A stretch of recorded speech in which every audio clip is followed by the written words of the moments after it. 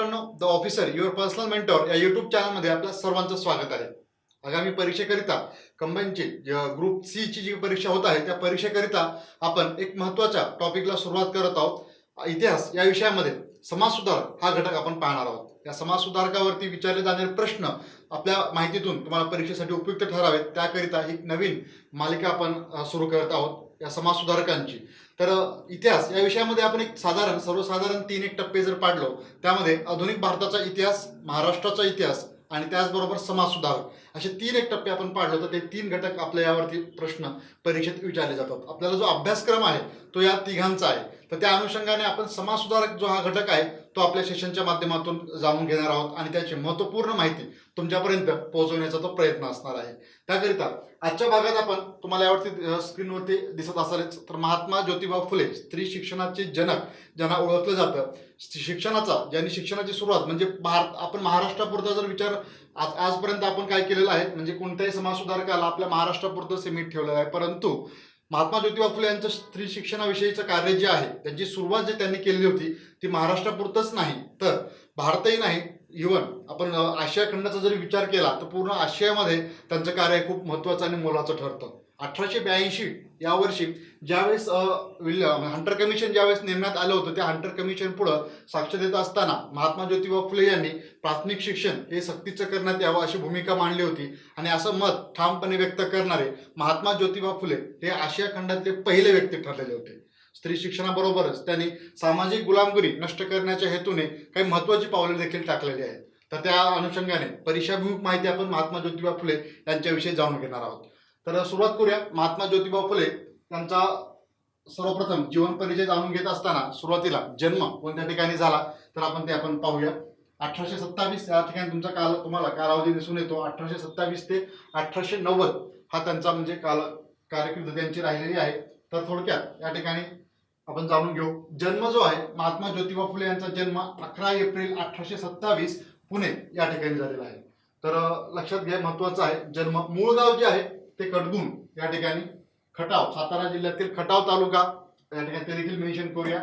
तालुका खटाव, जिल्हा सातारा या ठिकाणी त्यांचं मूळ गाव जे आहे ते कडगुण हे आहे. मूळ आडनाव आहे गोरे. फुले कसं आडनाव पडलं ते देखील थोडक्यात जाणून घेऊया आपण. महात्मा ज्योतिबा फुले यांचे पूर्वज फुलांचा व्यवसाय करायचे पुणे या ठिकाणी. त्यानंतर फुलांचा व्यवसाय करीत असल्या कारणाने त्यानंतर गोरे हे आडनाव मागे पडलं आणि फुले हे आडनाव त्यांना म्हणजे त्या ठिकाणी पुढे नावारूपास आलेलं होतं. त्यानंतर वडिलांचं नाव आहे त्यांच्या गोविंदराव आणि आईचं नाव आहे चिमणाबाई. वयाच्या अवघ्या पहिल्या म्हणजे 1 वर्षाचे असतानाच ते त्यांच्या आईचं निधन झालेलं होतं. तर महात्मा ज्योतिबा फुले यांच्याविषयी जाणून घेत असताना पहिल्या टप्प्यातील माहिती आपण थोडक्यात पाहतोय. तर त्यांनी त्यांचा जन्म कोणत्या ठिकाणी झाला, मूळ गाव कोणतं आहे त्यांचं, तसेच त्यांचं म्हणजे वडिलांचं नाव आणि आईचं नाव हे देखील आपण जाणून घेतलेलं आहे. मूळ आडनाव देखील आपण पाहिलेलं आहे. त्यानंतर त्यांचा आपण विवाह पाहूया. 1840 या वर्षी वयाच्या 13व्या वर्षी त्यांचा विवाह धनकवडीच्या खंडोजी नेवसे पाटील यांची कन्या सावित्रीबाई यांच्याशी झाला. तर सावित्रीबाईंचं वय 9 वर्षाच्या त्या होत्या. त्या कालामध्ये कमी वयात लग्न होत होती. तर 9व्या वर्षी त्यांचा हे 9 वर्षाचे होते. सावित्रीबाई फुले 9 वर्षांचे होते आणि महात्मा ज्योतिबा फुले यांचं वय 13 वर्ष होतं. तर 1840 या वर्षी त्यांचा विवाह झाला होता. तसेच त्यांनी म्हणजे 1840 आणि पुढे जे शिक्षण घेत असताना अनेक ठिकाणी त्यांनी मिशनऱ्यांमधून त्यांनी शिक्षण घेतलेलं होतं आणि पुढे त्यांच्या शिक्षणाला बऱ्याच ठिकाणी विरोध देखील झालेला होताच स्वतः शिक्षण घेत असताना, परंतु त्याने काही ब्रिटिश लोकांनी देखील त्यांना मदत केलेली होती आणि त्या कारण त्यांचं शिक्षण पूर्ण झाल्याचं पाहायला मिळतं. यानंतर महात्मा ज्योतिबा फुले यांचं आपण कार्य जाणून घेणार आहोत. तर सर्वप्रथम त्यांच्या कार्य जाणून घेत असताना पहिल्यांदा त्यांनी जे की आजपर्यंतच्या इतिहासात कोणीच ते केलं नव्हतं. आजच्या काळात जर आपण पाहायला गेलो तर आपल्याला ते म्हणजे एकदम अगदी म्हणजे काही वाटत नाही. बऱ्याचशा शाळा आहेत तर म्हणजे उभारलेल्या आहेत आणि शाळा आणखीन निर्माण होत आहेत आणि ते काही असं म्हणजे आपल्याला वेगळं पण असं काही वाटत नाही. परंतु ज्या वेळेस स्त्रियांना घरांच्या बाहेर जाण्यास देखील मुभा नव्हती, एक वेळ काळ पाहून घराबाहेर त्यांना पावलं टाकावं लागत होती. तर त्यावेळेस त्या काळामध्ये आज आपण पाहतोय जवळपास म्हणजे आणखीन काही वर्षानंतर एक 200 वर्ष पूर्ण होतीलच त्याला. 1848 पाहिल्यानंतर बघा 2048 म्हटल्यानंतर तर त्या काळामध्ये त्यांनी ही पुणे या ठिकाणी 1848 या वर्षी 3 ऑगस्ट 1848 या वर्षी बुधवार पेठेतील भिड्यांच्या वाड्यात मुलींची पहिली शाळा त्यांनी काढलेली होती. पहिली शाळा त्यांनी सुरुवात केलेली होती आणि त्यांना प्रचंड प्रमाणामध्ये सुरुवातीच्याच टप्प्यामध्ये त्यांना विरोध देखील त्या ठिकाणी सहन करावा लागलेला होता. अनेकांनी विरोध केलेला होता. मुली म्हणजे मुलींचं त्या ठिकाणी शिक्षणाचं काहीच काम नाही, अशा प्रकारची त्या ठिकाणची त्यावेळेसची भावना होती. त्या काळामध्ये 1848 च्या दरम्यान पाहत आहोत त्यावेळेसचा विचार, महात्मा ज्योतिबा फुले यांचा विचार जर पाहिला, आज म्हणजे स्त्रिया इतक्या पुढारलेल्या आहेत शिक्षणाच्या माध्यमातून, किती पुढे गेलेले आहेत आपल्याला पाहायला मिळतं. सर्वप्रथम आपण जर जाणून घेतलो तर स्त्रियांचं शिक्षण किती मोलाचं आहे, म्हणजे पुरुषांबरोबरच तर आहे, परंतु काही ठिकाणी तर पुरुषांपेक्षा जास्त ते पुढे गेल्याचे आपल्याला पाहायला मिळतं. त्याचं सर्व श्रेय जे आहे ते महात्मा ज्योतिबा फुले यांना जातं. पहिल्यांदा त्यांनी जे धाडस केलं होतं 1848 मध्ये स्त्रियांसाठीची शाळा सुरू केलेली होती. त्यानंतर पहिल्या शाळेच्या नंतर दुसरी शाळा देखील त्यांनी सुरू केली होती. 1851 मध्ये चिपळूणकरांच्या वाड्यामध्ये त्यांनी मुलींची शाळा सुरू केली होती. त्यानंतर 1852 मध्ये देखील रास्तापेठेत, पुढे म्हणजे सप्टेंबर महिन्यामध्ये पुढे रास्तापेठेत शाळा, नंतर वेताळपेठेत देखील त्यांनी मुलींसाठीची शाळा टप्प्याटप्प्याने 2-3 वेळेस त्यांनी ते सुरू केलेली आहे. त्यानंतर अस्पृश्यांसाठी देखील 1852 मध्ये पहिल्यांदा त्यांनी शाळा सुरू केलेली होती, परंतु लगेच ती बंद करण्यात आली आणि आणखीन पुढे काही कालावधीनंतर त्याच वर्षी 53 मध्ये त्यांनी अस्पृश्यांसाठी आणखी एक शाळा सुरू केलेली होती. तर शिक्षण हे त्यांच्यासमोर प्रमुख अजेंडा राहिलेला होता आणि शिक्षणाच्या माध्यमातूनच माणसाची प्रगती आहे हे त्यांनी त्यावेळी ओळखलेलं होतं. पुढे आपण पाहणारच आहोत त्यांना, म्हणजे कोणाच्यामुळे त्यांनी एवढं त्यांचं म्हणजे शिक्षणासाठी ते एवढं आग्रही का होते आणि समाजाने शिक्षण घेऊन समाज पुढारला जाऊ शकतो हे त्यांनी ठामपणे सांगितलेलं होतं. तर कोणाचा प्रभाव त्यांच्यावरती होता हे आपण पुढे माहितीत जाऊन घेणार आहोत. तर या शिक्षणाबद्दल माहिती घेत असताना त्यांनी स्त्री शिक्षणाबद्दल केलेलं कार्य या माध्यमातूनच त्यांचा मेजर कॅन्डी यांच्या हस्ते त्यांचा विश्रामबाग या ठिकाणी सत्कार देखील करण्यात आलेला होता. तर हे महत्त्वपूर्ण कार्य आपण जाणून घेत असताना एक मुलींची पहिली शाळा हे देखील महत्त्वाचं आहे, लक्षात घ्या. परीक्षा दृष्टिकोनातून 1848 या वर्षी त्यांनी ती शाळा सुरू केलेली होती. तसेच त्यांच्या या शिक्षणाच्या कार्याचा आढावा घेऊन त्यांचा सत्कार जो आहे तो देखील करण्यात आलेला होता. यानंतर 1863 या वर्षी त्यांनी बाल हत्या प्रतिबंधक गृहाची स्थापना देखील केलेली होती. चुकून वेडेवाकडे पाऊल टाकून, म्हणजे त्या ठिकाणी मुलांची मूल जन्माला आल्यानंतर विधवा ज्या महिला होत्या त्या ठिकाणी त्यांच्या थ्रू म्हणजे मूल जन्माला आल्यानंतर त्यांची हत्या केली जात असत, तर बाल हत्या प्रतिबंधक गृह म्हणून ती स्थापना त्यांनी केलेली होती 1863 या वर्षी. तर हे देखील, आणि ते स्वतःच्या घरीच त्यांनी ती बाल हत्या प्रतिबंधक गृहाची स्थापना केलेली होती. त्यानंतर काय पुढे चालून त्यांनी पंढरपूर या ठिकाणी देखील एक बाल हत्या प्रतिबंधक गृह देखील त्या ठिकाणी स्थापन केलेलं होतं. तर हे महत्वाचं आहे आणि इसवी सन महत्वाचं आहे, लक्षात घ्या. परीक्षा दृष्टिकोनातून बाल हत्या प्रतिबंधक गृहाची स्थापना जी आहे ती 1863 या वर्षी झालेली आढळून येते. यानंतर काही वेळा पुढे चालून त्यांनी केशवपन विधवा महिलांचं केशवपन टाळण्याकरिता त्यांनी एक नाव्यांचा संप देखील घडून आलेला होता. पुणे येथील तळेगाव ढमढेरे हे महत्वाचं आहे. नाव्यांचा संप घडवून आणलेला होता त्यांनी. कुठे? तळेगाव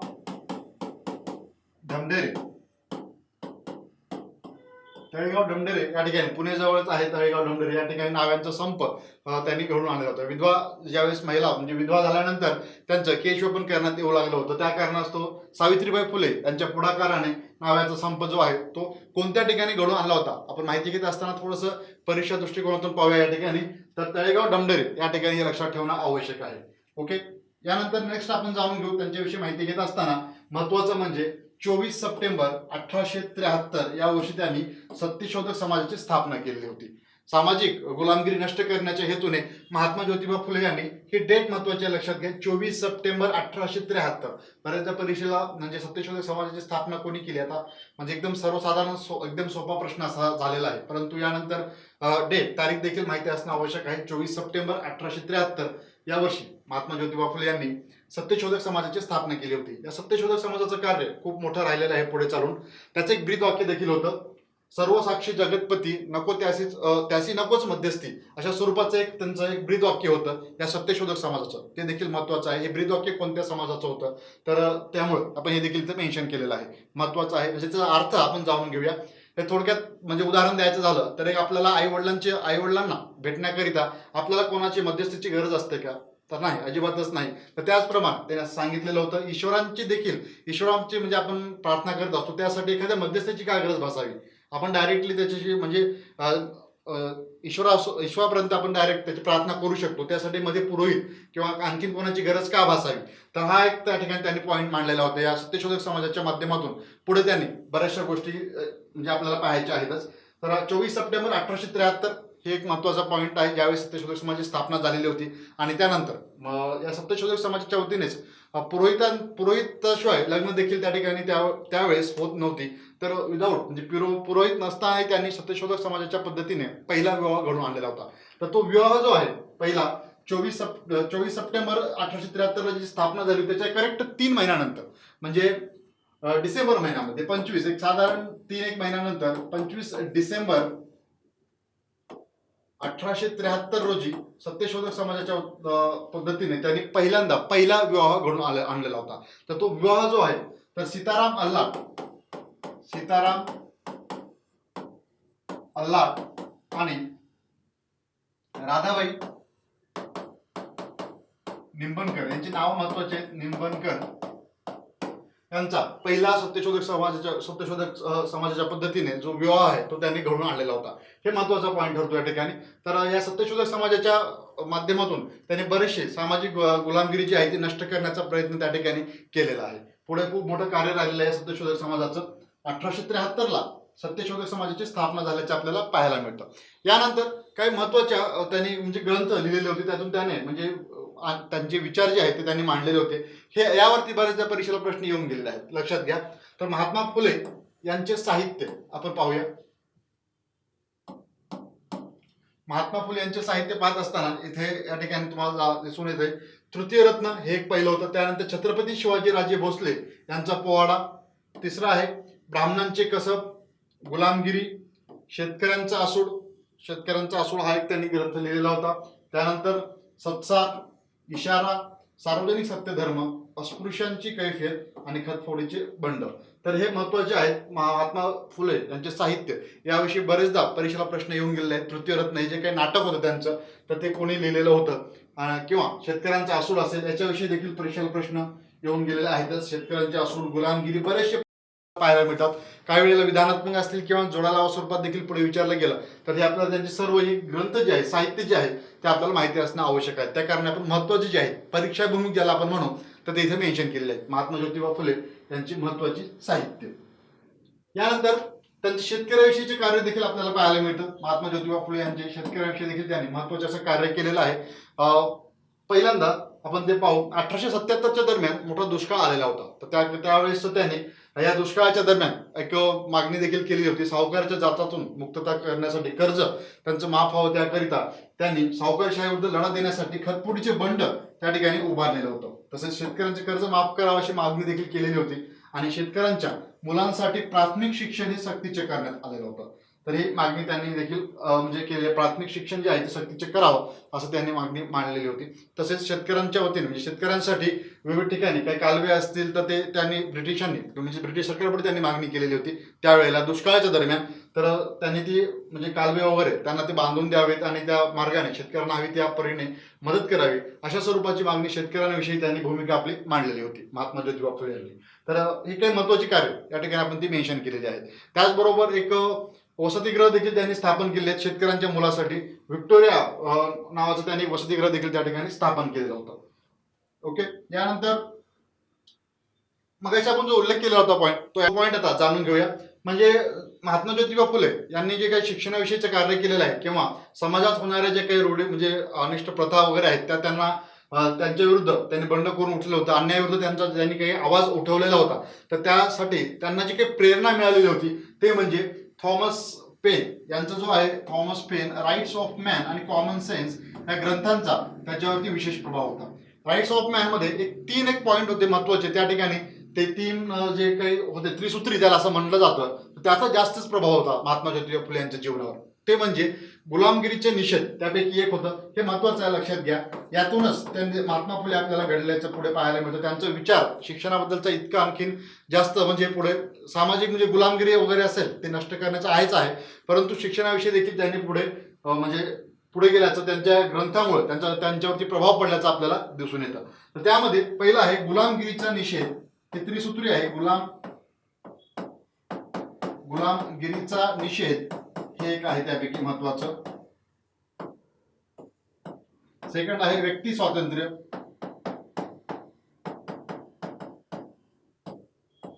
गुलामगिरीचा निषेध पहिलं, त्यानंतर व्यक्ती स्वातंत्र्य, त्यानंतर मानवाची प्रतिष्ठा.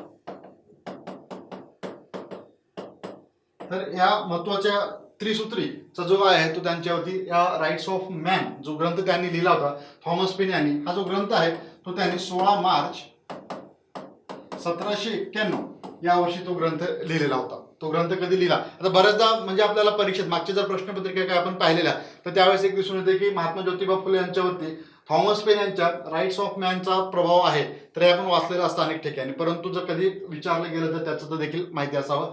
राईट्स ऑफ मॅन मध्ये जास्त महत्वाचं दोन गोष्टी आपण या ठिकाणी आणखी थोडंसं विश्लेषण त्याच केलेलं आहे. त्यामध्ये एक त्याचे जे पुस्तक जे आहे राईट्स ऑफ मॅन जे त्यांनी लिहिलं होतं 1791 या वर्षी 16 मार्च 1791, आणि गुलामगिरीचा निषेध, व्यक्ती स्वातंत्र्य आणि मानवाची प्रतिष्ठा हे जे काही त्रिसूत्री आहे ज्याचा जास्त प्रभाव जो आहे तो या राईट्स ऑफ मॅन मधून महात्मा ज्योतिबा फुले यांच्यावरती पडलेला आपल्याला पाहायला मिळतो. तसेच छत्रपती शिवाजी महाराज, संत तुकाराम महाराज यांचा देखील प्रभाव यांच्या चरित्रांचा प्रभाव देखील महात्मा ज्योतिबा फुले यांच्यावरती होताच. अन्यायाविरुद्ध लढा उभारण्यासाठी त्यांना त्यांच्या चरित्राचा त्यांना बळ मिळालेलं होतं, तर ते देखील महत्वाचं आहे. यानंतर यांच्याविषयी माहिती घेत असताना महात्मा ज्योतिबा फुले, तर हे महत्वाचं लक्षात घ्या, पुन्हा एकदा मी रिपीट करतो, राईट्स ऑफ मॅन 1791 आणि त्याच्याबद्दलचे जे काही 3 आपण त्रिसूत्री कार्यक्रम जो होता तर ते त्याच्यावर प्रभाव जास्तीचा आपल्याला त्या ठिकाणी पाहायला मिळतो. यानंतर 1876 ते 82 हा कालावधी आपल्याला लक्षात ठेवणं आवश्यक आहे. आता याच्यावरती प्रश्न परीक्षेत अपेक्षित आहे. 1876 ते 82 या कालावधीत महात्मा फुले हे पुणे नगरपालिकेचे सदस्य होते. तर हे लक्षात घ्या, महत्वाचं आहे कोणत्या कालावधी दरम्यान, तर त्यामुळे आपण इसवी सन या ठिकाणी लक्षात ठेवणं आवश्यक आहे त्यांच्याविषयी माहिती घेत असताना. ओके, तर शिक्षणाविषयी कार्य करत असताना आणखी एक महत्वाचं सांगायचं म्हणजेच 1882 यावर्षी त्यांनी जे आपण मगाशी उल्लेख केला होता हंटर कमिशन पुढे शिक्षणाविषयी त्यांनी मत मांडलेलं होतं, आणि ते म्हणजे भारतातीलच नाही, महाराष्ट्रातील किंवा भारतातीलच नाही तर आशियातले पहिले व्यक्ती ठरले होते. तर शिक्षणाबद्दल माहिती देत असताना त्याने 3 ते 4 वेळी खूप म्हणजे चांगल्या प्रकारे त्यांनी त्या ठिकाणी पुढे एक विश्लेषण त्यांचं पाहायला मिळतं आपल्याला. तर शिक्षणामुळे किती आपण म्हणजे मागासलेलो आहोत किंवा किती आपण म्हणजे मागे आहोत हे त्यांनी त्या ठिकाणी म्हणजे ओळखलेलं होतं, आणि त्यावेळेस त्यांनी ते मांडलेलं होतं. शिक्षण हा एक महत्वाचा पाया आहे. पुढे आपण पाहतोच म्हणजे अनेक समाजसुधारक आपल्याला पाहायला मिळतात, परंतु सुरुवातीला जी शिक्षणाची जी सुरुवात आहे किंवा ही सामाजिक गुलामगिरी वगैरे नष्ट करण्याचं कार्य जे आहे तर सुरुवात याची केलेली होती ती म्हणजे सर्वप्रथम महात्मा ज्योतिबा फुले यांनी. तर त्यांच्यापासूनच पुढे अनेकांनी प्रेरणा घेतलेली आहे. आणि स्त्री पुरुष तुलना हा एक ग्रंथ आहे 1882 रोजी त्यांनी ताराबाई शिंदे यांनी लिहिलेला होता. आपल्याला ते नमूद करावा लागेल पॉईंट, तो म्हणजे महात्मा फुले यांच्या विचारातूनच, सत्यशोधक समाजातूनच त्यांना पुढे प्रेरणा मिळाली. महात्मा फुले यांच्या विचारांतूनच त्यांनी 1882 या वर्षी ताराबाई शिंदे यांनी स्त्री पुरुष तुलना नावाचा ग्रंथ देखील लिहिल्याचा आपल्याला पाहायला मिळतो. ताराबाई शिंदे आहेतच, त्याचबरोबर आणखीन अनेक समाजसुधारक ज्यांच्याविषयीची आपण माहिती पुढे घेणार आहोतच, तर त्यांच्याबद्दल देखील म्हणजे त्यांना देखील महात्मा ज्योतिबा फुले यांच्या विचारातूनच पुढे प्रेरणा मिळालेली आहे आपल्याला, ते देखील पाहायला मिळतं. आणि सुरुवात आपण म्हणूनच आपल्याला या सेशनची सुरुवात जी आहे आपण महात्मा ज्योतिबा फुले यांच्यापासून केलेली आहे, आणि यानंतर अनेक समाजसुधारकांविषयी माहिती आपण जाणून घेणार आहोत. यानंतर महात्मा ही जी पदवी आहे ते 1888 मध्ये मुंबईच्या जनतेच्या वतीने राव बहादूर विठ्ठलराव कृष्णाजी वंडेकर यांनी महात्मा ज्योतिबा फुले यांना ही महात्मा ही पदवी दिलेली आहे. तर हे देखील महत्वाचं आहे. महात्मा ज्योतिबा फुले यांच्याविषयी माहिती घेत असताना महात्मा ज्योतिबा फुले यांचा उल्लेख आपण करत असतो, परंतु महात्मा ही पदवी त्यांना कोणी दिली हे देखील माहिती असावं. त्या कारणाने 1888 या वर्षी त्यांना ही महात्मा पदवी दिली. मुंबईच्या जनतेच्या वतीने राव बहादूर विठ्ठलराव कृष्णाजी वंडेकर यांनी त्यांना ही पदवी दिलेली आहे. त्यानंतर त्यांचं निधन पक्षघाताने 28 नोव्हेंबर 1890 या वर्षी त्यांचं निधन झाल्याचं आपल्याला पाहायला मिळतं. असे थोर समाज सुधारक महात्मा ज्योतिबा फुले यांच्यामुळे शिक्षणात क्रांती झाली, आणि आज पुरुषांच्या बरोबरीनेच किंवा पुरुषांच्या पुढे आपण ज्याला म्हणू अशा पद्धतीचं शिक्षण घेऊन स्त्रिया जे कार्य करत आहेत समाजामध्ये तर त्याचं पूर्ण श्रेय जे आहे ते महात्मा ज्योतिबा फुले यांना जातं. तर त्यांच्याविषयी परिचयाभिमुख माहिती काही पॉईंट्स आपण महत्त्वाचे या ठिकाणी नोट करून घेतलेले आहेत. त्यामध्ये या ठिकाणी पुन्हा एकदा आपण जर रिवाईज केलं तर लक्षात ठेवण्यासारखं आणखीन एक आहे, म्हणजे सर्वच पॉईंट महत्त्वाचे आहेतच, थोडंसं एक रिवाईज करू महात्मा ज्योतिबा फुले यांच्याविषयी. तर त्यामध्ये हे एक आपल्याला कालावधी लक्षात ठेवायचं आहे. नगरपालिकेचे ते सदस्य होते, कोणत्या ग्रंथाचा त्यांच्यावर विशेष प्रभाव होता हे आपण जाणून घेतलेलं आहे, थॉमस पेन यांचा. यानंतर शेतकऱ्यांविषयीचं कार्य देखील पाहिलेलं होतं. महत्वाचे ग्रंथ आहेत, यामध्ये आपल्याला सर्वच पाहावं लागणार आहे. बरेच ग्रंथावरती प्रश्न परीक्षेमध्ये येऊन गेलेले आहेत. त्यानंतर आपल्याला हे पाहत असताना गुलामगिरीवरती बरंचदा आलेलं आहे, परंतु आता म्हणजे सर्वसाधा प्रश्न तसा विचारणार नाही. त्या कारणे सर्वच एक 10 ग्रंथ आपल्याला त्यांच्याविषयीची लक्षात ठेवावी लागणार आहे. ओके. यानंतर हे सत्यशोधक समाज याची स्थापना जी आहे ती लक्षात ठेवा. 24 सप्टेंबर हे महत्वाची डेट आहे. 1873 या वर्षी झालेली होती. त्यानंतर बालहत्या प्रतिबंधक गृहाची स्थापना देखील त्यांनी केलेली आहे. आणि आपण शाळेबद्दलची माहिती घेतली होती. पहिल्यांदा शाळा कधी स्थापन झाली, दुसरी कधी झाली, अस्पृश्यांसाठीची शाळा हे देखील आपण पाहिलेलं आहे. यानंतर 1840 या वर्षी त्यांचा विवाह झाला होता वयाच्या 13व्या वर्षी आणि सावित्रीबाई फुले हे 9 वर्षाच्या होत्या. आणि जन्म, मूळ गाव, आडनाव, गोरे आडनाव कशामुळे पडलं, वडिलांचं नाव, आईचं नाव हे आपण जाणून घेतलेलं आहे. तसेच 1827 ते 1890 सुरुवातीचं म्हणजे आपण पाहिलं ते त्यांचा कालावधी. तर अशा स्वरूपात आपण महात्मा ज्योतिबा फुले यांच्याविषयी माहिती घेतलेलीच आहे. त्यांनी यशवंत, एक पॉईंट राहिलेला होता, यशवंत या मुलास दत्तक देखील घेतलेलं होतं. ओके. त्या मुलाचं नाव महात्मा ज्योतिबा फुले ज्यांना दत्तक घेतलं होतं त्यांचं नाव काय होतं तर हे आपल्याला माहिती असावं. यशवंत या मुलास त्यांनी दत्तक घेतलेलं होतं. तरी थोडक्यात माहिती आपण आजच्या भागामध्ये महात्मा ज्योतिबा फुले थोर समाजसुधारक यांच्याविषयीची घेतलेली आहे. यानंतर आणखीन काही महत्त्वाचे समाजसुधारक परीक्षाभिमुख ज्यावेळेस परीक्षेमध्ये ज्यांच्याविषयी जास्तीत जास्त प्रश्न परीक्षेत विचारले जातात तर अशा समाजसुधारकांविषयी परीक्षाभिमुख माहिती आपण आपल्या सेशनच्या माध्यमातून ती कव्हर करणार आहोत. यानंतर ही जी काही आपले सेशन्स होणार आहेत समाजसुधारकांविषयीचे, त्यानंतर त्यांच्यावर आधारित एक महत्त्वाचा असा प्रश्नांचा एक सेशन देखील त्या ठिकाणी असणार आहे. एक म्हणजे 10 ते 15 प्रश्न आपण हे जे झाल्यानंतर 1-2 सेशनमध्ये आपण ते प्रश्न देखील घेणार आहोत. तर भेटूया नेक्स्ट सेशनमध्ये आणखीन महत्त्वाच्या समाजसुधारकासह. Thank you so much. The officer your personal mentor चॅनलच्या नवनवीन अपडेट्ससाठी चॅनलला लाईक, सबस्क्राईब आणि शेअर करा. थँक्यू.